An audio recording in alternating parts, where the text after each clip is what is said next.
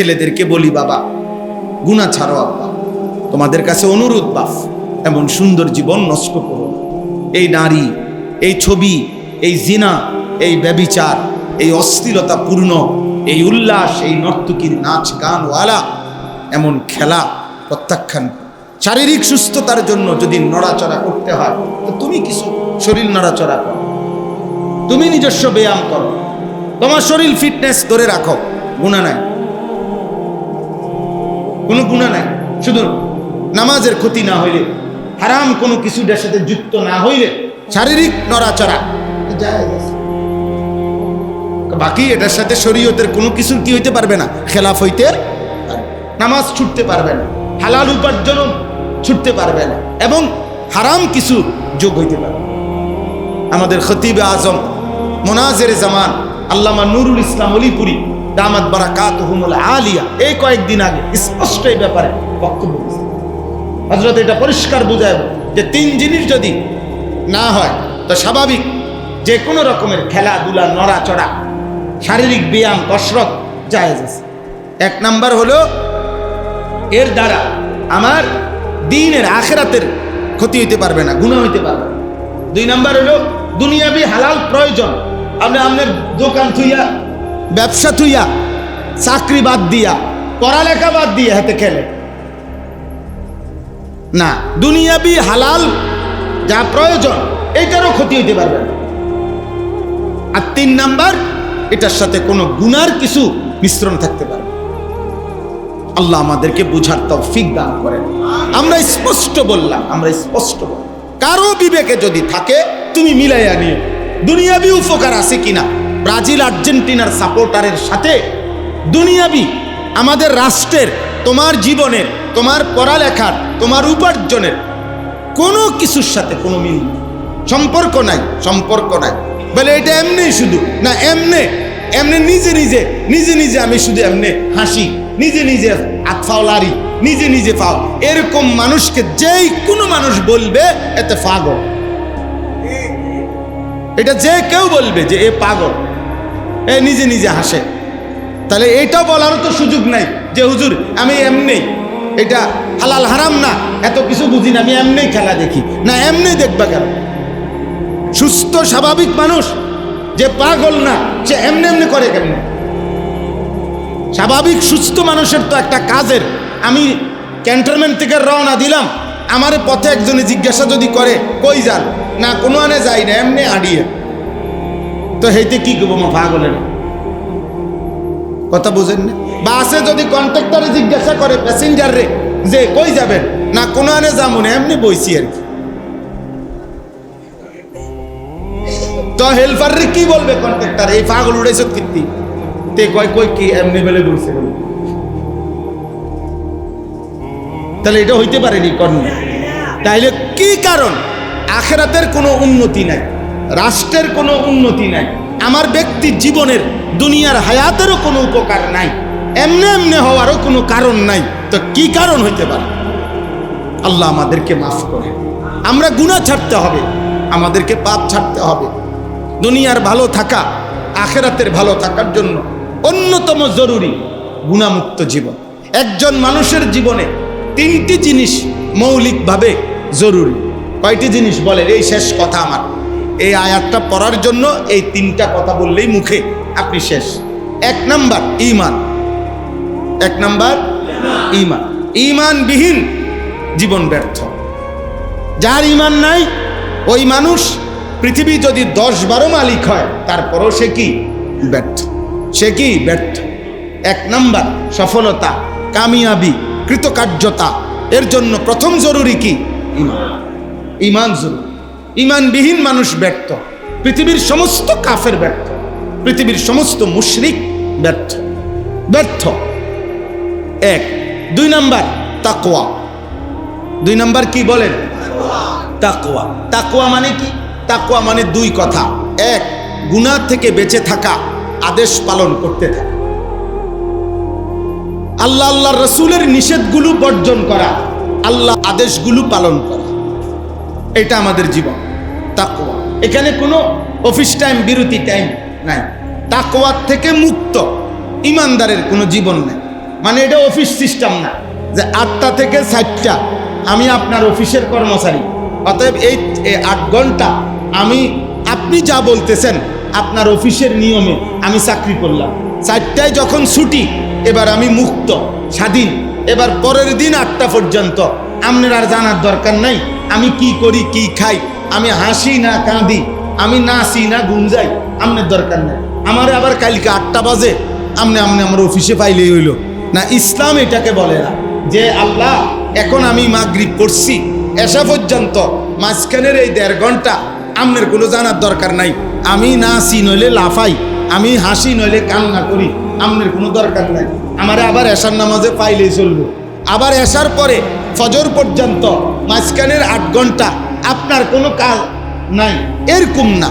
বরং একজন মোমেন, একজন ইমানদার 24 ঘন্টা একই নিয়মে চলবে, গুনাহ থেকে বাঁচবে, আল্লাহ রসুলের আদেশ পালন। এটারে কি কয়? তাকওয়া। এটারে কি বলে বলেন? তাকওয়া। তাকওয়া তাকওয়া আল্লাহ রসুলের তরিকায় চলা, গুনাহ থেকে বেঁচে থাকা, ইবাদত করতে থাকা। কেউ পালন না করলেও এটাই সত্য, কেউ না মানলেও এটাই সত্য। 3 নাম্বার কইছি না 3টা কথা। 3 নাম্বার কথা হলো এই দ্বিতীয় কথার সংশোধনী, অর্থাৎ দ্বিতীয় বিষয়টার মধ্যে একটা ঝামেলা আছে। ঝামেলাটা হইল তাকওয়া আমার জীবনে জরুরি, মানে গুনাহ আমি করব না, আমল আমি ছাড়ব না। বলেন তো কি কইছি? গুনাহ আমি, আমল আমি, কিন্তু যত কিছুই বলি আমি, যত কেয়ারফুলি থাকি, আমার দ্বারা গুনাহ হবে, এটাই স্বাভাবিক। আমার আমল ছুটবে, গুনাহ হবে, আমলও কি হবে? ছুটে যাবে। তা তাইলে এবার আমার করণীয় কি? এই 3 নাম্বার হলো ইস্তেগফার ও তাওবা। 3 নাম্বার কি? ইস্তেগফার ও তাওবা। আল্লাহ বলেন কোনো অসুবিধা নাই বান্দা, চলতে থাকো, হাঁটতে থাকো, যে যখনই ফিসলা খাইয়া পড়বা, ফিসলা খাইবাই তুমি, অসুবিধা নাই, আবার ঘুরে দাঁড়াও। তার মানে ইস্তেগফার ও তাওবা করো। ইস্তেগফার ও তাওবা মানে কি? ইস্তেগফার মানে হলো গুনাহ ছেড়ে দিয়ে মাফ চাওয়া। তাওবা মানে হলো পুনরায় ইবাদত শুরু করে আল্লাহর কাছে ফিরে আসা। এটা বুঝতে হবে। গুনাহ ছেড়ে দিয়ে মাফ চাওয়া এটাকে বলে ইস্তেগফার, আর পুনরায় ইবাদত শুরু করে আল্লাহর কাছে ফিরে আসা এটাকে বলে কি? তাওবা। বলেন তাহলে ইস্তেগফার কাকে বলে? বলেন গুনাহ ছেড়ে দিয়ে মাফ চাওয়া। বলেন এই কথাইটা বলেন, এটারে কি বলে? ইস্তেগফার। আর তাওবা বলে কাকে? পুনরায় ইবাদত শুরু করে আল্লাহর কাছে কি করা? ফিরে আসা। যে ইবাদত শুরু করে সে আল্লাহর কাছে ফিরে আসে। এই জন্য বয়স্ক চাচাদেরকেও বলি, এ কথা জরুরি মনে রাখতে হবে যে কোনো ব্যক্তি গুনাহ ছাড়ে নাই, ইবাদত আবার শুরু করে নাই, এমনি শুধু বলতেছে আস্তাগফিরুল্লাহ ওয়া আতুবু ইলাই। এটা আপনি যত সুর দিয়েই কন, যত চোখের পানি ফেলেই বলেন, যত লড়াচড়া কইরা ডুললে কন, যত হুজুরের তালেই বলেন, যত ফিসাবের তালেই বলেন, যত বিরানির ফুটলার তালেই বলেন, যত খিচুড়ির ড্যাগের তালেই বলেন, এটা তাওবাতুল কাদ্দাবিন, এটা মিথ্যাবাদীর তওবা। এই লোক মিথ্যুক। তার আস্তাগফিরুল্লাহ মিথ্যা, তার আতুবু ইলাইহি মিথ্যা। কথা বুঝেন না?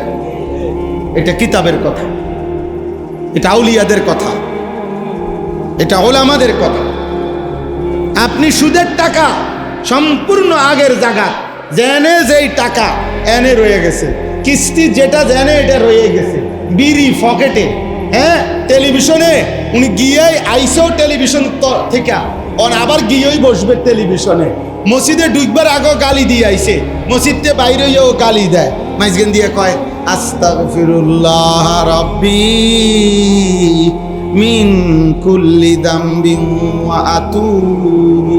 ডোলে এমনি লড়ে, কিতেন লড়েন, বাটপার লড়েন, কিতেন কারে কোন এই আস্তাগফিরুল্লাহ কারে আল্লাহ বুঝছে না, হ্যাঁ ফেরেশতা এগুলো বুঝছে না। এটা আস্তাগফিরুল্লাহ, এমন আস্তাগফিরুল্লাহর উপরে আস্তাগফিরুল্লাহ, এমন আস্তাগফিরুল্লাহর উপরে কি, এমন তওবার উপরে তওবা। এটা বলে আর কি, এক বুজুর্গ ওনার পাশে হজে যাচ্ছেন, তো ওনার সাথে বিমানে আরেকজন হাজি সাহেব, দুজনের গায়ে এহরাম। তো ওই আল্লাহওয়ালাকে এই হাজি সাহেব ওনার গায়েও এহরাম পরা হজে যাচ্ছে। পরে উনি ওই বিমানের মহিলা যারা খাবার দেয় বিমানবালা, এদের পোশাক আশাক কম, হ্যাঁ এরা সুন্দরী। তো এই হাজি সাহেব ওই আল্লাহওয়ালাকে বলতেছে, হজরত পাকিস্তানের হজরত করাচি হজরত যাকে বলে, ওনার ঘটনা আর কি উনি শুনাইছেন। তো এই হাজি সাহেব এহরাম পরা, উনি ওই মহিলাদের দিকে তাকায় তাকাইয়া হঠাৎ আফসুস করতে করতে বলতেছেন, হজরত আস্তাগফিরুল্লাহ আস্তাগফিরুল্লাহ, ইয়ে कैसा मंजर है, আস্তাগফিরুল্লাহ আস্তাগফিরুল্লাহ, হযরত এটা কি দৃশ্য, মহিলাগুলো এত বেপরদা। তখন এই হযরত আল্লাহওয়ালা বলতেছে, ভাই তেরি আস্তাগফিরুল্লাহ পর আস্তাগফিরুল্লাহ, তোমার আস্তাগফিরুল্লাহর উপরে আস্তাগফিরুল্লাহ। মানে কেন, তুমি তো পুরা তাকাইয়াই আসো মহিলার দিকে, তাকাইয়া তাকাইয়া কইতে আসো আস্তাগফিরুল্লাহ, এটা कैसा আস্তাগফিরুল্লাহ, বুঝেন না? তো তিনি বললেন, আরে ভাই পহলে তো নজর হটাও ফের আস্তাগফিরুল্লাহ পড়ো।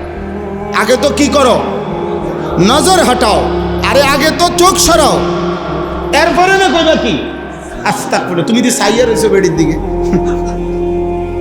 তা আমনে যদি টেলিভিশনের দিকে সাইয়া সাইয়া এবারে কয় আস্তাগফিরুল্লাহ আস্তাগফিরুল্লাহ, কিও দুনিয়াটা কি শুরু হইল, কাকায় কয় আস্তাগফিরুল্লাহ। আমনের এরকম আস্তাগফিরুল্লাহর উপরে আস্তাগফিরুল্লাহ, আমনের এই বিড়ি খাওয়াই না আস্তাগফিরুল্লাহর উপরে আস্তাগফিরুল্লাহ, আমনের এই সুদের আর কিস্তির টাকার উপরে পরে আস্তাগফিরুল্লাহ, এটার উপরে আস্তাগফিরুল্লাহ, এমন আস্তাগফিরুল্লাহ হবে। হ্যাঁ আখিরাত তামাশা, আখিরাত পরকাল, হাসরের ময়দান। ইমাম সাহেব টিয়া 200 দিয়া দিচ্ছেন, হুজুর খেয়াল রাখেন আমি চুরি চামারি যা করার করতেছি, আমনে এই সাইডটা ক্লিয়ার রাখেন, ধরে আল্লাহ চাইলে পারলে আবার দিমু, তখন রাখেন আবার দিমু, যে সময় পারি 20 টাকা পারি, 50 টাকা পারি, 100 টাকা পারি, দিতে থাকবো। আমনে আখেরাতের এই সাইডটা আমনে ক্লিয়ার রাখেন, এই সাইডে তো আপনি দেখতে নেই, সুদ খাই, কিস্তি নেই, পাটফারি সিটারি যা করার করি, এটা নেই, এটা আখেরাত। কথা বলেন এটা আখেরাত? এটা তো মস্কারি করুন। 200 টাকা দিয়ে আখেরাত কিনলেন, হ্যাঁ 2টা ফ্যান দিছেন মসজিদে, এই 2টা ফ্যান দিয়ে আখেরাত কিনা ফেলছেন, 1 কাতার টাইলস দিয়া পরকালের জান্নাতের ব্যবস্থা করে ফেলছেন। হ্যাঁ আখেরাতের দাম দিয়ে দিলেন 30,000 টাকা, এই জান্নাতের মূল্য শোধ করে দিছেন, কি মামুলি? তাহলে এত নবী কাঁদলেন কেন, এত সাহাবারা কাঁদলেন কেন, যুগ যুগ ধরে আউলিয়ারা কাঁদেন কেন, আখেরাতের ভয়ে কাঁদেন কেন? ওনারা নামাজ পড়ে না এই জন্য কাঁদে। আরে নবী আউলিয়া সাহাবারা যুগে যুগে যে কাঁদছে রাত্র দিন, এই কারণে যে ওনারা নামাজ পড়ে না, এ কারণে যে ওনারা যাকাত দেয় না, এ কারণে যে ওনারা আল্লাহর হুকুম মানে না। তো সমস্ত ইবাদত শতভাগ করার পরেও রাত্র দিন চোখের পানি ফেলে কাঁদছে আখিরাতের ভয়ে, আল্লাহর ভয়ে। এটা না চলেন, কথা শেষ। অতএব আমি আপনাদের কাছে এই 3টা কথা বললাম। 1 নাম্বার ঈমান জরুর। ছেলেরা বাবা তোমাদের কাছেও কলিজার মধ্যে যদি কাফেরের প্রতি ভালোবাসা থাকে, কাফেরের প্রতি যদি যুক্তি দেখাও, ঈমানের সমস্যা হবে। গুনার উপরে যুক্তি দেখাইও না, গুনার উপরে যুক্তি দেখাইও না, খেলার উপরে যুক্তি দেখাইও না, তোমার তামাশার উপরে যুক্তি দেখাইও না। সাবধান, নয়তো শরীর থাকবে কিন্তু ঈমান থাকবে না। বাইচা থাকবা, ভাত মাছ খাইবা, ঈমান থাকবে না। সাবধান বললাম। একটা ছেলেকেও যদি বুঝে থাকো বললাম, বন্ধুদের খপ্পরে পড়ে, মোবাইলের আড্ডায় পড়ে, নর্তকীর নাচে পড়ে এমন সুন্দর জীবন শেষ করে দিও না। নর্তকী তোমারে চেনে না, অসৎ বন্ধুরা তোমারে মনে রাখবে না, কারো বন্ধু থাকে না। আমার প্রাইমারি স্কুলের জীবনের কোনো বন্ধু আর আমার আশেপাশে থাকে না, কে কোথায় থাকে আমি জানি না। আমার মাধ্যমিক লেভেলের কোনো বন্ধু আমার সাথে এখন থাকে না, আমি জানি না কে কোথায় আছে। চলার পথের বন্ধুরা হারিয়ে যাবে, আমি একাই থেকে যাব। একদিন সবাই হারাইতে হারাইতে একদিন আমি এমন জায়গায় পৌঁছবো, এমন গর্তে, যে গর্তে আমার স্ত্রীও আমার পাশে থাকবে না, আমার ছেলে মেয়েও আমার পাশে থাকবে না, আপনজন কেউ আমার সাথে থাকবে না। ওইটার নামই হচ্ছে কবর। ওইটার নাম কি বলেন? সেদিন আমি শতভাগ একা হয়ে যাব, একা হয়ে যাব।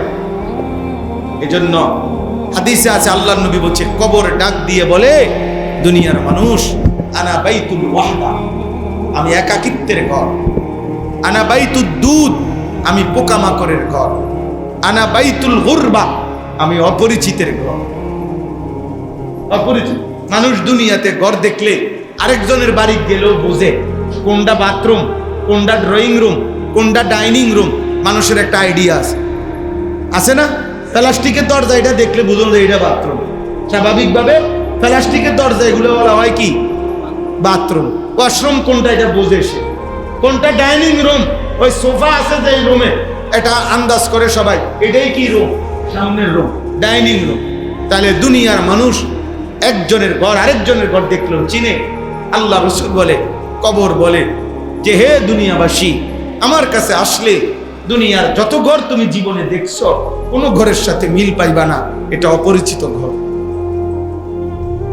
হ্যাঁ, আমি সেদিন ব্রাহ্মণবাড়িয়া রাত 2:30 বাজে এক কবরস্থানে আমরা আরো 2-3 জন মিল্লা জিয়ারত করতে গেছিলাম। রাতের তখন বাজে 2:30, গভীর রাত, একাকী, সর্বোচ্চ 3-4 জন মানুষ আমরা।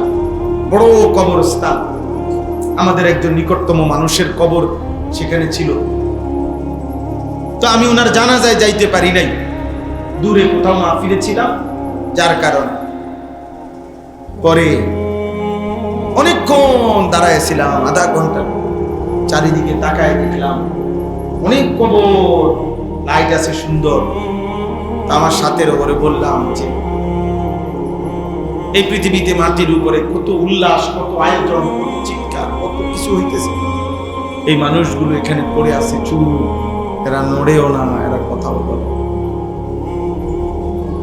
কোনো হাসি, কোনো কান্নাই এদের উপরে কোনো প্রভাব ফেলে। এই জন্য যুবক কলিজা যদি নরম না হয়, কোনোদিন একাকী, তুমি একা কবরস্থানে যাবে। ওই দেখেন, ওই ওরা ওইখানে, ওই দেখেন হাসাহাসি করতেছে। মাশাআল্লাহ, আল্লাহ বরকত দান করেন তোমাদের, আল্লাহ তোমাদেরকে আফসোস, আফসোস। সবসময় দেখবেন, হ্যাঁ, কিছু দিল আছে পাথর। আল্লাহ তাআলা কোরআনে বলছে, কিছু পাথর আছে যে পাথর ফাইটা আল্লাহর ভয়ে, সূরা বাকারাতে আছে, খোদার কসম। আল্লাহ বলছে, কিছু পাথর আছে আমার, এমন পাথর যে পাথর আমি আল্লাহর ভয়ে ফাইটা পানি বাইরে। এটা কোরআন শরীফের আয়াত। আর কিছু নাফরমান আছে এমন, এই নাফরমান তার উপরে আসমানের গজবও যখন পড়ে তখনও বেঈমানে আল্লাহর দিকে ফেরে। এজন্য হাদিস আছে, আবু জাহেলকে যখন আব্দুল্লাহ ইবনে মাসউদ কল্লা কাটতেছিল বদরের যুদ্ধের দিন, আবু জাহেল এই বেঈমান তখন বলছে, আবু জাহেল আব্দুল্লাহ ইবনে মাসউদকে বলছে যে, কল্লাটা একটু বাড়াইয়া কাইটো, যাতে করে দূরের থেকে মানুষ বুঝে এটা সর্দারের কল্লা। হাদিস। কত বড় বেঈমান, যে কল্লা বাড়াইয়া কাটো, একটু বাড়াইয়া কাটো, যাতে দূরের থেকে চিনা যায় এটা সর্দার আবু জাহেলের কল্লা। এই জন্য আব্বা মনে রাখো, আবারও বলছি, দিল নরম করো, আল্লাহকে কেউ ডাকে না তোমারে, কেউ ফিরায় না। তোমাদের চুল দেখে অনেকে বুঝে যে এই জঙ্গলি রে, ডাইকা লাভ হবে না, এটা বাপ। তোমাদের হাঁটা চলা দেখলে অনেকে বুঝে, এই জন্য সমাজের মানুষ আর তোমাদের ডাকে না, লজ্জায় ডরে, মনে করে কুকুর ডাক দিলে হয়তো সরে যাইবে, কিন্তু এই সরবে না, আর ফিরাই দেবে। তার চাইতে ভালো বাদ দাও, চলতে থাকুক। নষ্ট হয়ে গেছে গেছে, আর কি করবো। অসংখ্য ছেলের জীবনে এমন যে যাদেরকে আর কেউ ডাকে না, মার কাছে বাপে বইয়ায় ফুতের বাপে ভাবত এই অজাত আর মানুষ হইতো না, জিঙ্গাও কি করব, দেশে থাকবো না বিদেশ যাইবো না, কিতা করবো কও, বাইর করো, বাড়িতে বাইর করো। আর তার অত্যাচার, তার যন্ত্রণায় গায়ে সইতেছে না, বাইর করো, টেহা গেলে যা। এই নাফরমানের জীবন, মা বাপ পর্যন্ত যার থেকে মুখ ফিরাই নিছে, তার জীবনের আর আছে কিছু? আল্লাহ আমাদেরকে মাফ করে দেন। চলেন ভাই, কথা শেষ। অতএব এই তিনটা জিনিস, 1 নাম্বার হলো ঈমান, বলেন। 2 নাম্বার তাকওয়া, 3 নাম্বার ইস্তিগফার ও তাওবা। ঈমান মানে আল্লাহ রাসূলের প্রতি পূর্ণ বিশ্বাস। তাকওয়া মানে গুনাহ থেকে বেঁচে থাকা, ইবাদতে লেগে থাকা। আর যখনই গুনাহ হবে, যখনই আমল ছুটে যাবে, 3 নাম্বার কি? ইস্তিগফার ও তাওবা। ওই গুনাহ ছেড়ে দিয়ে মাফ চাইবো, পুনরায় আবার ইবাদত শুরু করে আল্লাহর কাছে ফিরে আসবো, তাওবা। আল্লাহ আমাকে, আপনাদেরকে সকলকে তৌফিক দান করেন। এই আয়াতের বক্তব্য এটাই। এই শেষ কথা হলো, আল্লাহ ওয়াদা দিছে, বান্দা ওয়া আনিস্তাগফিরু রাব্বাকুম সুম্মা তুবু ইলাইহি, সমস্ত গুনাহ ছেড়ে দিয়ে মাফ চাও, আবার ইবাদত শুরু করে আমার কাছে ফিরে আসো, আমি ওয়াদা দিলাম তোমার 2টা জিনিস দেব।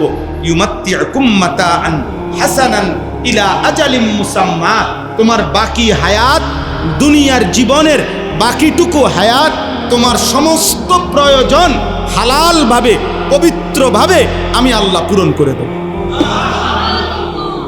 যদি ইস্তিগফার ও তাওবা ঠিক রাখো, আমি আল্লাহ ওয়াদা দিলাম তোমার সমস্ত উপকরণ দুনিয়ার আমি দেব, তবে হারাম না, হাসানান, যা পবিত্র।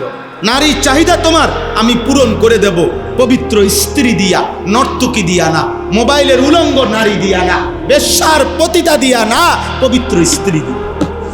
টাকা দরকার, টাকার চাহিদা পূরণ করে দেব, সুদের টাকা দিয়া না, কিস্তির টাকা দিয়া না, লোনের টাকা দিয়া না, ওজনে কম দিয়া টাকা না, বাটপারি সিটারি কইরা চুরি ডাকাতি করার টাকা না, হালাল পবিত্র টাকা দিয়ে আমি প্রয়োজন পূরণ করে দেব। ইউমাত্তিউকুম মাতাআন হাসানান ইলা আজালিন মুসাম্মা, আমার কাছে ফিরে আসো বান্দা, গুনাহ ছেড়ে দিয়ে আমি আল্লাহর কাছে আসো, আমি আল্লাহ ওয়াদা দিলাম বাকিটা হায়াত সব প্রয়োজন পূরণ করব, তবে যা কিছু পবিত্র হালাল তা দিয়ে।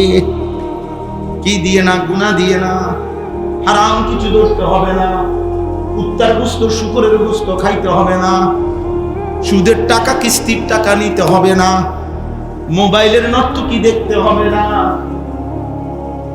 আনন্দই তো দরকার, হালাল দ্বারা আনন্দ পূরণ করে দেব। আমি তো অনেক সময় বলি, আমার 4.5 বছরের মেয়ে আছে, ছোট মেয়ে। আমার মেয়ে যখন হাসে, আমি ওর দিকে তাকাইলে মনে হয় গোটা পৃথিবী হাসে, আমার দিল খুশ হয়ে যায়। ওর দিকে তাকাইলে দিল শান্তি। আমার ছোট মেয়ে আছে, আমার স্ত্রী আছে, আমার মন চাইছে, আমি আমার বিবির দিকে দেখি, অসুবিধা নেই। নবী সাল্লাল্লাহু আলাইহি সাল্লাম বলছে, স্বামী স্ত্রী যদি মেলামেশাও করে, আল্লাহর কসম নবী বলছে ওই ব্যক্তির আমলনামায় সাদকার সওয়াব হয়। সাহাবী জিজ্ঞাসা করছে, এত সওয়াব? নবীজি বলছে, এটা যদি হারাম কোন নারীর সাথে করে গুনাহ হয়? সাহাবী বলছে, অবশ্যই গুনাহ হয়। তাইলে পবিত্র স্ত্রীর সাথে মিলিত হলে নেকি হবে না? কেমন করে? ওয়ায়ুতি কুল্লাযী ফাদলিন ফাদলা। আর 2 নাম্বার হলো, আল্লাহ বলেন তোমার সমস্ত নেক আমলের বিনিময়ে আখিরাতে তার চাইতে বড় বিনিময় জান্নাত দিয়ে দাও।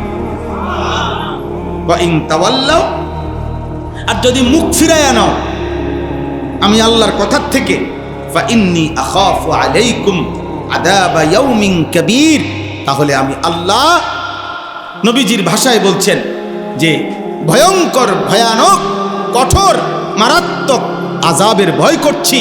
হে আমার উম্মত, তাহলে মনে রেখো, কবরে আযাব হবে, জাহান্নামের আযাব হবে, হাসরের ময়দান আযাব হবে, দুনিয়ার জীবনটাও সংকীর্ণ এবং কষ্টের। ফাইন্না লাহু মাঈশাতান ওয়ানকা, আল্লাহ তাআলা বলেন আমি ওয়াদা দিলাম, আমারে ভুলে গেলা, আমি আল্লাহ দুনিয়ার জীবন তোমারে পেরেশানির মধ্যে রাখবো। হ্যাঁ, অনেক মানুষ আছে আপনার 24 ঘন্টা ইনকাম করে, 18 ঘন্টা বেচা কিনা করে। আমারে বলছে হুজুর, কোনো কোনো সময় ফেসাবে ধরলে কাস্টমারের সাফে 1 ঘন্টাও ফেসাব ধরে রাখি। হ্যাঁ, 1 ঘন্টা দুপুরে ভাত দিয়ে গেছে ঘরের থেকে বাড়িত করে দোকানে, আসরের পরে ভাত খায়, টাইম নাই, শুধু বেচতেছে, শুধু বেচতেছে, শুধু বেচতেছে, কিন্তু নামাজও নাই, সেজদাও নাই, হালাল হারামর পার্থক্য নাই। আপনি জিজ্ঞাসা করেন কিস্তি চলে কয়টা, কবে 60টা, কিস্তি চলে 6টা। কিরে না ফরমান, এত বেচা বেচতি, কিস্তি জানা না, কিস্তিকা শেষ হয় না। 10,000 টাকার ইমাম সাহেবের দিয়ে কিস্তি লাগে না, 6,000 টাকার মুয়াজ্জিন সাহেবের যে কিস্তি লাগে না। কথা বলেন না কেন? ইমাম সাহেবের কিস্তি আসেনি, মুয়াজ্জিনের কিস্তি লাগেনি, তো ওই চলে কেমনে? বলেন না, কে চালায়? তো এই নাফরমান রে। এই জন্য দয়া করে আল্লাহ তাআলা বলছে দুনিয়ার জীবন পেরেশানিতে রাখো, সুখ মিলবে না। আল্লাহ আমাদেরকে হেফাজত করেন, আল্লাহ আমাদের সবাইকে হেফাজত করেন, আল্লাহ আমাদের সবাইকে মাফ করে দেন। চলেন আমরা ইনশাআল্লাহ জওয়ান, বুড়ো, নারী, পুরুষ গুনাহ থেকে বাঁচব, বলেন ইনশাআল্লাহ। যুবক ভাই, তোমাদের কাছে শেষ কথা হলো 5 ওয়াক্ত নামাজ পড়ো, বিশেষ করে ফজরের নামাজ।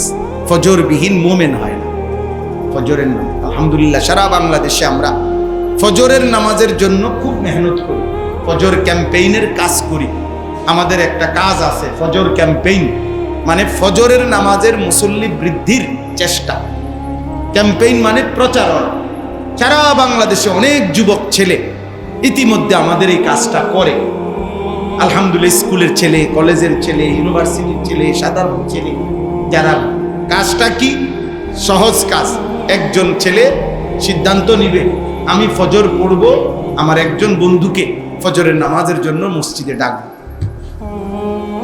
এই কাজ। এইভাবে যে যেখানে যদি করে, আমরা আশা করতেছি ইনশাআল্লাহ একদিন উল্লেখযোগ্য হারে ফজরের মুসল্লি বাড়বে। আমি সেদিন সিলেটে গত 1 মাস আগে ফজরের নামাজের পরে বয়ান করছি। আমাদের একটা সিলেটের বিভাগীয় শহরে 3 তালা মসজিদ, মেইন সদরে, বিভাগের মেইন মসজিদে। তো যাওয়ার সময় রাত্রে যখন আমরা বাসার থেকে মসজিদের দিকে যাইতেছিলাম, এই পরিমাণ ছেলে সাইকেল দিয়ে দিয়ে দেখছি মসজিদে যাইতেছে ফজরের নামাজ। তার আমি পাশে যিনি ছিল আমার মনসুর ভাই, আমি বললাম মনসুর ভাই, হইতে পারে আজকে ফজরের নামাজের জন্যই মনে হয় ইমাম সাহেবের তালায় জায়গা পাইতেন। ঠিকই কাছে গেছি মসজিদের সামনে, মুয়াজ্জিন বলতেছে যে তালায় ইমাম দাঁড়ায় দোতলায়, এনে একজনের আর জায়গা নেই। ফজরের নামাজ আমরা স্বপ্ন দেখি একদিন এমন হবে জুমার নামাজের জন্য যেমন মানুষ দাঁড়াইয়া থাকে, একদিন ফজরের নামাজের জন্য ইনশাআল্লাহ দাঁড়াইয়া থাকে। একদিন মসজিদ কমিটি বলবে ফজরে মুসল্লি জায়গা হয় না, মসজিদ বাড়াও। এখন যেমন কি বলে জুমার নামাজে কি হয় না, জায়গা হয় না, এর লেগে 3 তালা বানাও। একদিন জুমা এবং ফজর বরাবর হবে ইনশাআল্লাহ, হবে ইনশাআল্লাহ, হবে হবে। হয়তো আমি কামে লাগছি বা লাগলাম না, আর কি ইসলাম বিজয়ী হবে। নবীজির কথা বাস্তবে কি হবে। আল্লাহ তোমাদেরকে তৌফিক দান করেন। যাদেরই সুযোগ হয় নিজেরা ইমাম সাহেবের মশওয়ারা নিয়ে নিজেদের মধ্যে, যেই যুবকরা মাহফিলের আয়োজনের সাথেও জড়িত ছিলেন, তোমরা বসো। একজন হলে একজনই বসো। কারো হাসি, কারো ঠাট্টা, কারো মস্কারি, কোনো অসৎ সমবয়সী বন্ধুর টিটকারিতে ঘাবড়াইয়া যাইও না, ঘাবড়াইয়া যাইও না। 2-4 জন মুনাফিক, 2-4 জন বেঈমান, 2-4 জন নাফরমান শয়তান তাদের ভিতরে সোয়ার হইয়া ওদেরকে দিয়া তোমাকে টিটকারি করবে, কিন্তু এতে ঘাবড়াইলে হবে। আমি যখন কুমিল্লা শহরে, আমরা যে সময় মাদ্রাসায় পড়তাম, আমি শহরেই বড় হয়েছি, আমার ডানে বামে আশেপাশে কমপক্ষে 10 কিলোমিটারের ভিতরে একটা ছেলে ছিল না মাদ্রাসা পড়তো। আমরা যে সময় বাড়িতে আসতাম, বাসায় আসতাম, পুরা মুসাফিরের মতো মনে হইতো যে একজন বন্ধু সমবয়সী নাই যে মাদ্রাসায় পড়ে, এর মধ্যে পড়ালেখা করছে, এর মধ্যে পড়ে। তো স্কুলের বন্ধুরা, স্কুলের প্রাইমারির ক্লাসমেটরা পড়তো, 4th শ্রেণীর একজন ক্লাসমেট, ক্লাস 4-এ পড়ছি যখন, ও এখন জগন্নাথ ইউনিভার্সিটির প্রফেসর, আমার বন্ধু, সে আমারে ফোন দিয়া নাম্বার যোগাযোগ করে কথা বলছে যে দোস্ত, আমি তোমার সেই ছোটবেলার 4th শ্রেণীর বন্ধু। হ্যাঁ, অতএব ঘাবড়াবার কিছু নেই। একজন ছেলেও যদি ফিকির করো, আল্লাহ বরকত দিবে, আল্লাহ তৌফিক দান করেন। আমার একটা ফিকির জীবনের, আমি চেষ্টা করি আব্বা, আপনাদের কাছেও দোয়া চাই, মুসলমানের কিশোর যুবক নওজোয়ান আল্লাহর দিকে ফিরবে, এটা আমার খুব চেষ্টা। আমার কথা হলো স্কুলে পড়ো, কলেজে পড়ো, ইউনিভার্সিটিতে পড়ো, কোনো অসুবিধা নাই, যে যেখানে পড়ুক, কিন্তু দিন শিখুক, আল্লাহ চিনুক, প্রয়োজন পরিমাণ কমপক্ষে কোরআন, সূরা, কেরাত, দোয়া, কালাম শিখুক। কোনো জবাবদিহি করতে পারবা না ছেলের আব্বা, তামাশা করো আব্বা, অসুবিধা নাই, সব তামাশারই শেষ আছে। রৌদ্র যেমন কি হয়ে যায়, সূর্য যেমন ডুবে যায়, তো তোমার হায়াতও ডুবে যাবে, যৌবনও ডুবে যাবে। এই সক্ষমতা, এই বল, এই অহংকার, এই বেয়াদবি, এই উল্লাস কমবেই, কোনো সমস্যা নেই, এতে ঘাবড়াবার কিছু নেই। মনে করো দুনিয়া কেউ পারলো না তোমার সাথে, কিন্তু আসমানওয়ালা ঠিকই তোমারে থামাই দিবে। তোমার আব্বা না পারে নাই, তোমার সমাজ তোমাকে বুঝাইয়া পারে নাই, তুমি আল্লাহও চিনলা না, মালিকও চিনলা না, সেজদাও চিনলা না, নামাজও চিনলা না, ইসলামও চিনলা না, নবীও চিনলা না, অহংকার করতে গিয়ে সব ভুলে গেলা। কোরআনুল কারীমের মধ্যে আছে ইবলিস কেন সেজদা করলো, আল্লাহ তাআলা বলেন আবা ওয়াস্তাকবারা, সে সেজদা দিতে অস্বীকার করলো, আর আল্লাহ সাথে সাথে বলল ওয়াস্তাকবারা, এবং সে অহংকার করল। এজন্য প্রত্যেকটা ছেলেকে বলি আব্বা, এই কোরআনে এই কথাটা, আদম এবং ইবলিসের ঘটনাটা 10 বার আছে কোরআন। কতবার? 10 বার, 10 বার, এক কথা 10 বার আল্লাহ কথাটা বলছে যে ইবলিস সেজদা দেয় নাই, এইটা নিশ্চিত কেন দিল না? অহংকারের কারণে। এজন্য যে নামাজ পড়ে না, যে সেজদা দেয় না, আল্লাহর কসম, কোরআনের বক্তব্য হলো ও অহংকারী, ও বেয়াদব, বেয়াদব, বেয়াদব, বেয়াদব। এটা 100% বেয়াদব, 100 বেয়াদব। পৃথিবীর নিকৃষ্ট বেয়াদব বেনামাজি, চূড়ান্ত বেয়াদব এই বেয়াদব, এই বেয়াদব অহংকারী। কারণ আল্লাহ এটাই বলছেন বারবার, ইবলিস সেজদা দিতে অস্বীকার করলো এবং অহংকার। তাহলে এই অহংকারটা কি? সেজদা না দাও, কথা বোঝেন নাই? অহংকারটা কি করছে? এই সেজদা দেয় নাই, এটাই কি করছে? তাহলে সেজদা না দেওয়া এটা কি? অহংকার। কোরআনে আল্লাহ স্পষ্ট বলছে আলাইসা ফি জাহান্নামা মাসওয়াল লিল মুতাকাব্বিরিন। আল্লাহ বলেন শুনে নাও নাফরমান বান্দা, অহংকারীর ঠিকানা কেবলই জাহান্নাম। অহংকারের ঠিকানা কেবলই কি? জাহান্নাম, জাহান্নাম, জাহান্নাম। আহা, নামাজ জীবনের শ্রেষ্ঠতম সম্পদ। নামাজ মুমিনের পরিচয়, নামাজ ইমানদারের সিম্বল, চিহ্ন। আল আহদুল্লাযী বাইনানা ওয়া বাইনাহুম তারকুস সালাহ। বিশুদ্ধ হাদিস, নবীজি বলছে আমাদের মাঝে আর কাফেরের মাঝে পার্থক্য, চুক্তি। এই কথার চুক্তি নামাজ পড়া এবং না পড়া। অর্থাৎ আমরা চুক্তি করে নিছি বেঈমানের সাথে, বেঈমান তুমি নামাজ পড়বা না, আমি ইমানদার পড়ব। আল্লাহ তাআলা নবীজি বলছেন পৃথিবীর সমস্ত ইমানদার যেন পৃথিবীর সমস্ত বেঈমানকে বলে দিছে পরিষ্কার, তোর লগে আমার পরিষ্কার কথা, তুই সেজদা দিবি না, আমি দেব। ফামান তারাকাহা ফাকাদ কাফারা, নবীজি বলেন যে নামাজ ছেড়ে দিল সে কাফের হলো। সে কি হলো? হাদিসে নবী সাল্লাল্লাহু আলাইহি সাল্লাম বলছে, লা তাতরুকিস সালাতা মাকতুবাতাম মুতাআম্মিদা, ইচ্ছে করে কোনোভাবেই ফরজ নামাজ ছেড়ে দিও না, ফরজ নামাজ ছেড়ে দিও না। কেন? ফাইন্নাহু মান তারাকাহা মাকতুবাতাম মুতাআম্মিদা ফাকাদ কাফারা, কেননা ফরজ নামাজ যে ইচ্ছে করে ছেড়ে দেয় সে কাফের হলো। আল্লাহ নবী বলছেন, আপনি জিজ্ঞাসা করেন আলেম ওলামা। এজন্য তোমরা ভাইয়া আব্বা নিজেরা মুসলমান মনে করেই মসজিদে আসছো, তুমি মনে মনে ভাবো জানো তুমি মুসলমান, নাই তো তার মসজিদে আসতা না। হিন্দুর ফুত হইলে তার মসজিদে আইতা না, ইহুদি খ্রিস্টানের বাচ্চা হইলে তো আর মসজিদে আসতা না। তুমি এটা জানো যে তুমি মুসলমান, তাইলে যেহেতু তুমি জানোই তাহলে নামাজ পড়লা না। তুমি যেহেতু বোঝোই তুমি মুসলমান, তাহলে নামাজ পড়ছো না কেন?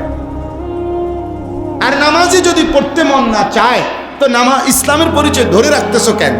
যে কোনো একজন অ্যাডভোকেটের থেকে এফিডেভিট করে নিজের বেঈমান ঘোষণা দিলেই তো ভালো হয়, তাহলে সহজ হয়, অনেকটা সহজ হয়ে যায়।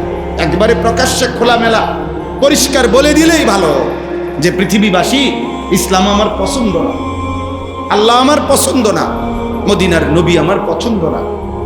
চুল দিয়ে তো দেখাইলাই আমি বেঈমানকে পছন্দ করি, গায়ের জার্সি দিয়ে তো দেখাইলাই আমি বেঈমানকে পছন্দ করি, দিবানিশি ব্রাজিল আর্জেন্টিনার সাপোর্টিং করে তো বুঝাইলাই আমি বেঈমানকে পছন্দ করি। রাত্র দিন মোবাইলে উলঙ্গ অশ্লীল ছবি দেখাইয়া দেখে এটা তো প্রমাণই করে দিলা আমি কুফর নাফরমানি পাপকেই পছন্দ করি। তো আর এতটুকু ধরে রাখছো কিতা? এতটুকু আর ধরে রাখছো কেন? এটাও ছিঁড়ে ফেলো, ইসলামের শেষ পরিচয়টুকু ছিঁড়ে দাও, খুলে দাও। এটা এই বাঁধন খুলে ফেলো। আব্বা মুসলমানের সন্তান বুঝতে শিখো, বুঝতে শিখো আব্বা, বুঝতে শিখো। হয়তো এমন কোনো দরদি অভিভাবক নাই যে তোমাকে বুকে জড়াইয়া বুঝাবে যে গুনাহ ভালো জিনিস না, নারী, ছবি, নর্তকী, জিনা, ব্যভিচার, মদ, জুয়া, খেলা, তামাশা এটা আমাদের কল্যাণের জন্য, এই বিশ্বকাপ আমাদের কল্যাণের জন্য না। এর মধ্যে ন্যূনতম কোরআন সুন্নাহর কোনো কল্যাণ তো নাই আব্বা, পৃথিবীরও কোনো বৈশ্বিক দুনিয়ারও কোনো কল্যাণ এখানে নেই। আমি অসংখ্য মাহফিলে বলছি, পৃথিবীর ওরাই বলুক, ফিফা বলুক, যারা পৃথিবীতে যারা এই ওয়ার্ল্ড কাপের আয়োজন করছে, ওরাই বলুক যে এই খেলার দ্বারা পৃথিবীতে কি উদ্দেশ্যে এটা আয়োজন হচ্ছে, তারাই বলুক না যে এর দ্বারা পৃথিবীতে যুদ্ধ বন্ধ হইয়া শান্তি প্রতিষ্ঠিত হবে, এই পৃথিবীতে ধর্ষণ, ব্যভিচার, নারী নির্যাতন বন্ধ হইয়া যাবে, এই পৃথিবী থেকে মদ, জুয়া, নেশা, চরিত্রহীনতা বন্ধ হয়ে যাবে, এই পৃথিবী থেকে হত্যা, খুন, রাহাজানি বন্ধ হয়ে যাবে, এই পৃথিবীতে অবৈধ উপার্জন, মারামারি, হানাহানি অথবা অবৈধ সম্পদ লুণ্ঠন এটা কমে আসবে, এরকম কিছু কোনো ফায়দা কেউ তারা বলছিনি? বলেন, একজন বিবেকবান ছেলে যদি মায়ের পবিত্র দুধ পান করে থাকো তো তুমি বলো আব্বা, এর আখেরাতের দৃষ্টিটা তো আছেই, কিন্তু দুনিয়াবী দৃষ্টিতেও যদি আমরা বিশ্লেষণ করি, সমস্ত পত্রিকায় আসছে, অনলাইন এবং চ্যানেলের মিডিয়াতেও প্রচার হয়েছে, সারা তিন জায়গায় খেলা আয়োজন হবে আগামী শনিবার থেকে। এই তিন জায়গায়, না শনিবার না, আরো আগে মনে হয়, তো তিন জায়গাতেই আমেরিকা, কানাডা এবং মেক্সিকো, এই 3 জায়গায় নিয়ে এই বিশ্বকাপ, ফুটবল বিশ্বকাপ যেটা হতে যাচ্ছে বৃহস্পতিবার থেকে, 3 জায়গায় বর্তমানে, খোদার কসম বুঝার জন্য বলতেছি, শুধু বুঝার জন্য বলতেছি, 3 জায়গাতেই মিডিয়ার এটাই সংবাদ যে 3 জায়গাতেই সবচেয়ে বেশি বর্তমানে চাহিদা যৌনকর্মী, যেই সমস্ত নারী দেহ বিক্রি করে তাদের রেট সবচেয়ে বেশি।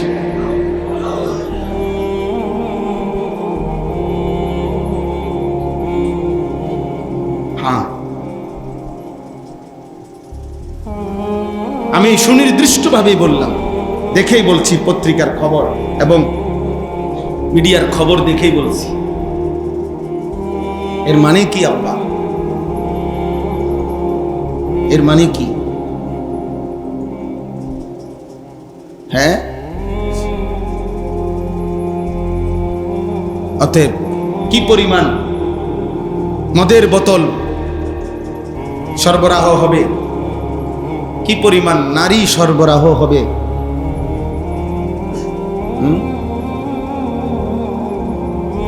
বলো না ভাই, কি পরিমাণ নাচ গান। 3টা দেশের 3টাতে উদ্বোধনী অনুষ্ঠান হবে, তো সেখানে নাচ গান হবে। তো ফুটবল খেলার সাথে নর্তকীর নাচের কি সম্পর্ক বলে? নাচের কি সম্পর্ক? আর নর্তকী নাইচা ফুটবল খেলার কি উন্নয়ন? এটা সম্পূর্ণ জাহিলিয়াত, স্পষ্ট কিতাবে আছে, আমরা সবাই পড়ছি। নবীজি সাল্লাল্লাহু আলাইহি সাল্লামের জামানাতেও মক্কার কুরাইশ কাফেররা তারা যুদ্ধের ময়দানে যখন যাইতো, মুসলমানদের বিরুদ্ধে যুদ্ধে যাইতো, তাদের নারীদেরকে, তাদের নর্তকীদেরকে সাথে রাখতো। তারা নাচতো, গাইতো, তারা উল্লাস করত, গান শুনাইতো, নাচতো আর গাইতো, তাদের সৈন্যদেরকে মনোরঞ্জন করত, যেন মুসলমানদের বিরুদ্ধে যুদ্ধ মজবুত করতে পারে।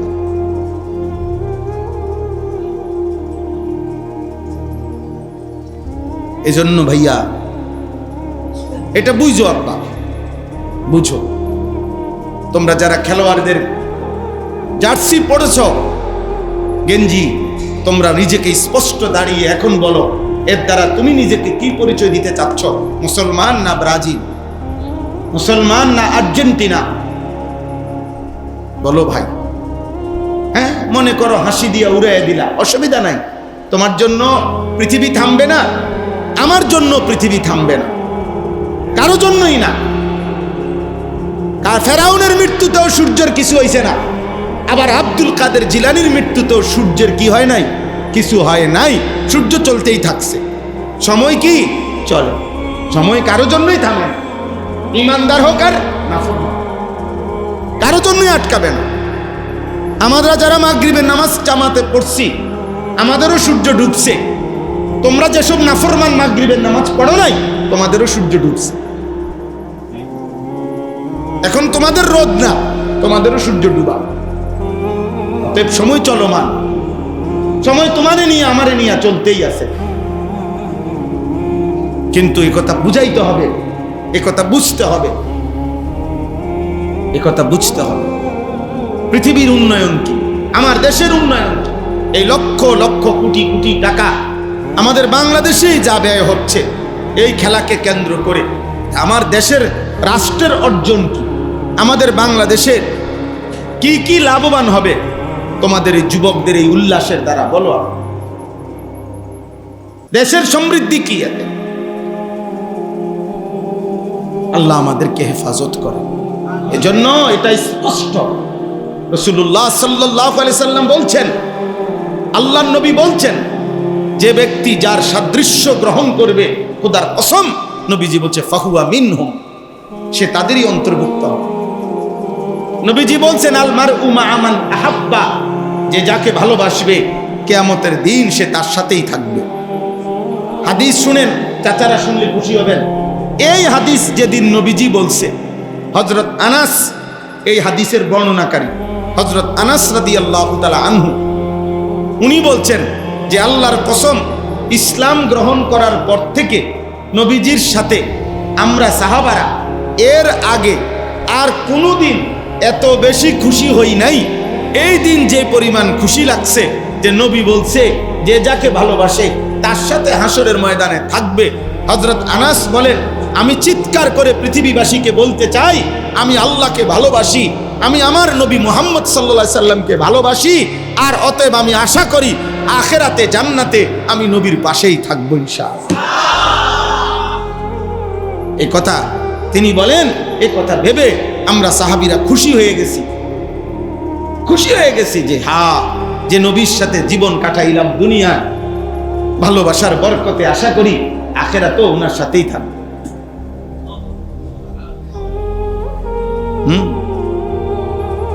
একজন সাহাবী,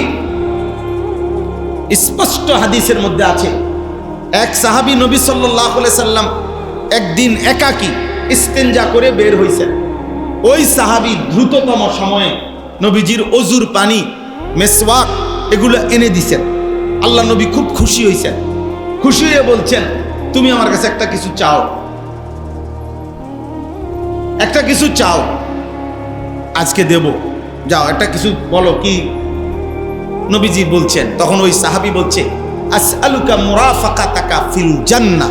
সুবহানাল্লাহ, ইয়া রাসূলুল্লাহ, আজ এই একান্ত বিশেষ দোয়ার সুযোগে আমি আপনার কাছে চাই, আমি জান্নাতে আপনার সঙ্গী হতে চাই।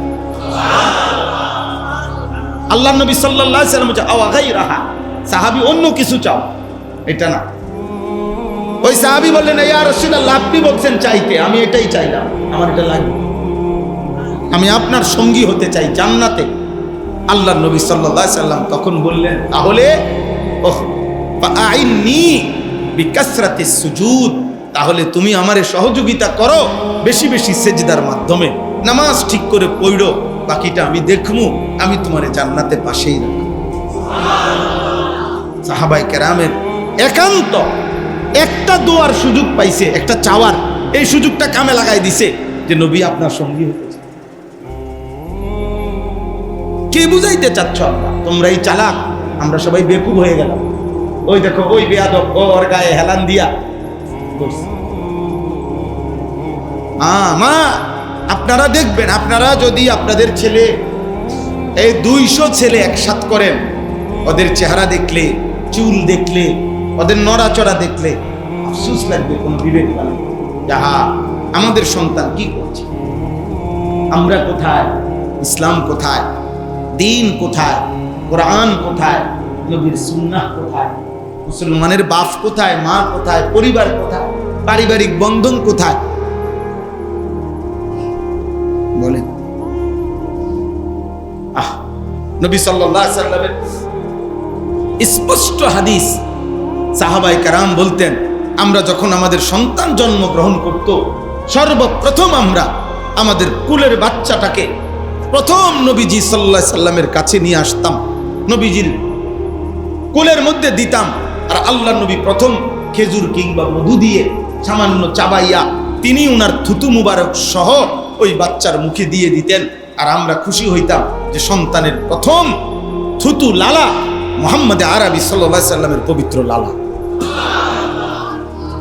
গর্ব করতেন ওনারা, গর্ব করতেন যে আমার মুখে প্রথম যার লালা ঢুকছে সে নবী আরবি সাল্লাল্লাহু আলাইহি সাল্লাম।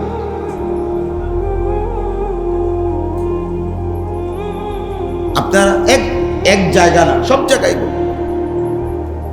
এজন্য ছেলেদেরকে বলি, আমরা যদি কারো বিবেক থাকে, না মানলেও কোনো অসুবিধা নাই, আমি তো বললাম, তোমার জন্য আমি আটকাবো না, আমার জন্য তুমি আটকাইতা না, কারোর জন্যই কেউ আটকায় না, না মানলে কোনো অসুবিধা নাই। বাকি আমি যদি বিবেক থাকে, তাহলে এই খেলাকে প্রত্যাখ্যান করো, এই জার্সি প্রত্যাখ্যান করো, এই চুল প্রত্যাখ্যান করো। আল্লাহ নবী সাল্লাল্লাহু আলাইহি সাল্লামের স্পষ্ট হাদিস, নবীজি কসম আল্লাহ, নবীজি বলছেন, এই চুল একদিকে বড় আরেক দিকে ছোট, একদিকে চুল আছে আরেক দিকে চুল নাই, এটা স্পষ্টভাবে আল্লাহ নবী নিষেধ করছে। আইয়াহলিকা বা'দাহু ওয়া ইয়াতরুকা বা'দাহু, এটাকে কাজা বলে হাদিসের ভাষায়। কিছু চুল আছে, কিছু চুল নাই, আল্লাহ রাসূল এটা নিষেধ করছে, নিষেধ করছে। আল্লাহ নবী সাল্লাল্লাহু আলাইহি সাল্লাম নিষেধ করছেন যে সূর্যের আলো আর ছায়া এরকম মুখোমুখি জায়গা, যেখানে সূর্যের আলো পড়তেছে তোমার এক সাইডে, আরেক সাইডে ছায়া, শরীরের একাংশে সূর্যের আলো, আরেক অংশে ছায়া, এরকম জায়গায় বইসো না। হাদিস, এটা শরীরের ক্ষতি করবে। হাদিসে স্পষ্ট আছে, আল্লাহ নবী সাল্লাল্লাহু আলাইহি সাল্লাম বলছে, এক সাহাবী কোনো কারণে একটা জুতা পায়, আরেকটা জুতা হয়তো নাই অথবা হারায় গেছে, কিছু একটা হয়েছিল, আল্লাহ নবী সাল্লাল্লাহু আলাইহি সাল্লাম বলছেন এইভাবে, নাহা রাসূলুল্লাহ সাল্লাল্লাহু আলাইহি সাল্লাম নিষেধ করছেন, আল্লাহ নবী সাল্লাল্লাহু আলাইহি সাল্লাম আইয়ামশিআ ফি নালিন ওয়াহিদ, একটা মানে স্যান্ডেল দিয়া হাঁটতে ওই সাহাবীকে নিষেধ করছেন, বলছেন হয় দুইটাই পড়ো নয় দুইটাই খুলে ফেলো। তাহলে হয় তুমি পূর্ণ মাথা চারিদিকে সমান চুল রাখো, নয়তো পুরা মাথা কামায় ফেলো। তুমি এটা কি রাখলা? এটা কোন ধরনের চুল রাখলা বলো? 14 বছর বয়সে এই বাপ ভুলে গেলা, 14 বছর বয়সে এই মা ভুলে গেলা, 14 বছর বয়সে আল্লাহ ভুলে গেলা, 14 বছর বয়সে রসুল ভুলে গেলা, 14 বছর বয়সে ইসলামের পরিচয় ভুলে গেলা, 14 বছর বয়সে কোরআনের পরিচয় ভুলে গেলা, 14 বছর বয়সে মায়ের পবিত্র দুধের কথা ভুলে গেলা, 14 বছর বয়সে এই মুসলিম সমাজের কথা ভুলে গেলা, 14 বছর বয়সেই মসজিদ থেকে বিচ্ছিন্ন হয়ে গেলা, 14 বছর বয়সে আজান থেকে বিচ্ছিন্ন হয়ে গেলা, 14 বছর বয়সে আল্লাহর কোরআন থেকে বিচ্ছিন্ন হয়ে গেলা। হায় নাফরমান, এভাবে যদি চলে 14 বছর, তোমার হালাত কি হবে? তোমার হালাত কি হবে? আল্লাহর নাফরমানি এই লাগাতার চলার দ্বারা হবেটা কি? ভাইয়া মোবাইল ধরতে নিষেধ করছি ভাই, এই যে এই ফালতু লোক, নিষেধ করা হয়েছে। তাহলে এই জন্য আমি বললাম, আপনারা বাবা চাচাদেরকেও আছেন, আপনাদেরকে বলা কি? আপনাদেরকে বলা কথা হলো, আপনাদের প্রথম জিম্মাদারি, খোদার কসম মৃত্যু পর্যন্ত আপনি যদি আপনার ছেলের জন্য 1 শতক জমির ব্যবস্থা করে দিয়ে যাইতে না পারেন, আল্লাহর কসম এই কোরআন ধরে বললাম, এর কারণে আখিরাতে আপনি 1 বিন্দু ক্ষতিগ্রস্ত হবেন না, আপনারে কোনো জবাবদিহি করতে হবে না। কিন্তু আপনার স্ত্রী সন্তানের নাফরমানি, চরিত্রহীনতা, বেনামাজি জিন্দিগি, বেপর্দার জিন্দিগি, কোরআন পড়তে পারে না, নামাজ পড়ে না, পর্দা মানে না, আল্লাহকে সেজদা দেয় না, আল্লাহর কসম আপনারা প্রত্যেকটা বাবা আপনাদের স্ত্রী সন্তানের এই নাফরমানি জিন্দিগির ব্যাপারে হাসরের ময়দানে আল্লাহর কাঠগড়ায় দাঁড়াইতেই হবে, জবাবদিহি করতে হবে। খাট পালং আর সোফা ফার্নিচারের জন্য জবাবদিহি করতে হবে।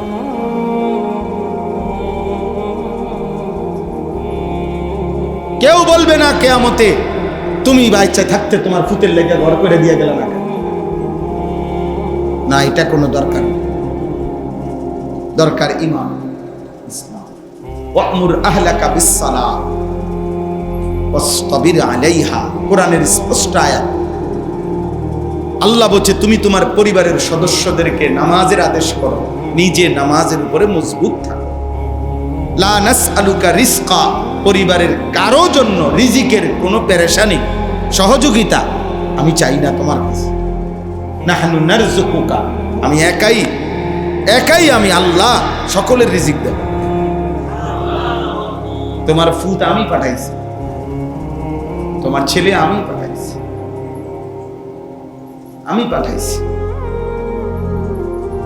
বুঝেন নাই কথা? আল্লাহ ওয়াদা দিছে, নাহনু নারযুকুকুম ওয়া ইয়্যাহুম, আমি তোমাদেরকেও রিজিক দেব, তোমাদের পরিবারের সদস্যদেরকেও রিজিক। আর এই পৃথিবীতে মনে রাখবেন, রিজিক মানে শুধু ভাত তরকারি না, মানুষের জীবনে হায়াতে, দুনিয়ার হায়াতে আল্লাহর পক্ষ থেকে মানুষ যা কিছু পাচ্ছে সব রিজিক। সূর্যের আলো, চন্দ্রের আলো, রৌদ্র, বৃষ্টি, আগুন, ফানি, হাসি, কান্না, স্ত্রী, ছেলে মেয়ে, ভাত, মাছ, চাল, ডাল, জমি, ফসল, খাদ্য, ঘুম, আহার, নিদ্রা, এক কথায় সব রিজিক। সব কি বলেন না? সব রিজিক। মানে আল্লাহ তাআলা যা দিচ্ছেন সবই কি রিজিক। আর আপনার যদি এমন হয় যে না আমার এমন কিছু আছে যেটা আমি আল্লাহ ছাড়া অন্য কেউ দেয়, তো ঠিক আছে, এমন যদি আপনার থাকে তো থাকছে, আমার এমন নাই। আমার কাছে আমার জানা মতে আমার আল্লাহ দেয় না এমন কিছু আমার কাছে নাই। অন্যদের কাছে আছে কিনা সেটা সে বলতে, কিন্তু আমরা কি মনে করি আমাদের আল্লাহ ছাড়া আমাদেরকে যার্রা পরিমাণ দেনেওয়ালা আর কেউ আছে? বলেন না, আর কেউ আছে? তো সেই আল্লাহকে ভুলে যাওয়া কেন? সে আল্লাহর কোরআন ভুলে যাব কেন? সে আল্লাহকে ভুলে যাব কেন? চলেন, এজন্য আজকে এতগুলো কথা বলার অর্থ হইল